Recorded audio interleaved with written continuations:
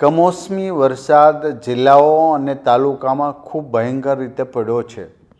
વરસાદી માહોલ કરતાં પણ કમોસમી વરસાદ ખૂબ ઝાઝો પડ્યો છે. ત્યારે આ વિસ્તારની અંદર આરોગ્યની ચિંતા આરોગ્ય વિભાગ ખૂબ મહત્ત્વથી કરી રહી છે ને કરશે.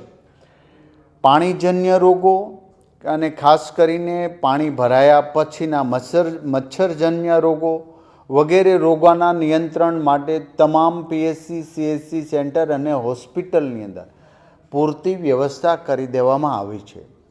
જે વિસ્તારની અંદર કમોસમી વરસાદ વધુ પડ્યો છે એ વિસ્તારની અંદર હવે પછી ખેડૂત પરિવાર લોકો જ્યારે ખેતરમાં જશે ત્યારે ઝેરી જીવાત અને સાપ વીંછી અને અન્ય ઝેરી જીવ જ્યારે માણસને કરડે છે ત્યારે એની તમામ પ્રકારની દવાની વ્યવસ્થા 108ની અંદર ઉપલબ્ધ છે અને તમામ પીએચસી સીએચસી સેન્ટર અને સિવિલ હોસ્પિટલમાં તમામ સેન્ટરોની અંદર આ દવાઓની વ્યવસ્થા કરી દેવામાં આવી છે.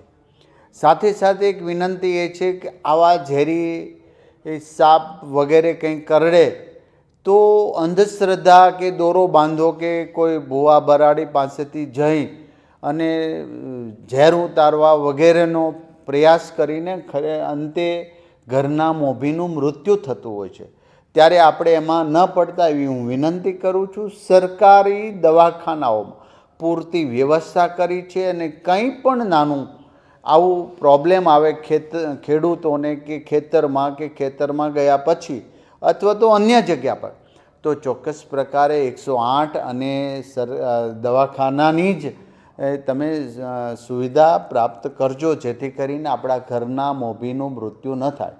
આવનારા સમયની અંદર પાણીજન્ય રોગો, મચ્છરજન્ય રોગો અને ઝેરી સાપ વીંછી વગેરે કરડવાથી એક પણ વ્યક્તિનું મૃત્યુ ન થાય એ માટે આરોગ્ય વિભાગ સતત સતર્ક છે. આજની મિટિંગની અંદર તમામ અધિકારીઓ સચિવથી લઈને હાજર રહ્યા હતા.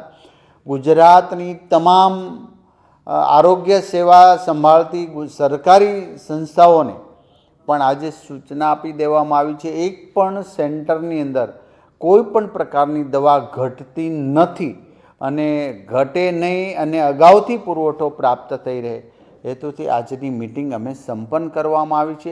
આપણે આશા રાખી કે કોઈને કશું જ ન થાય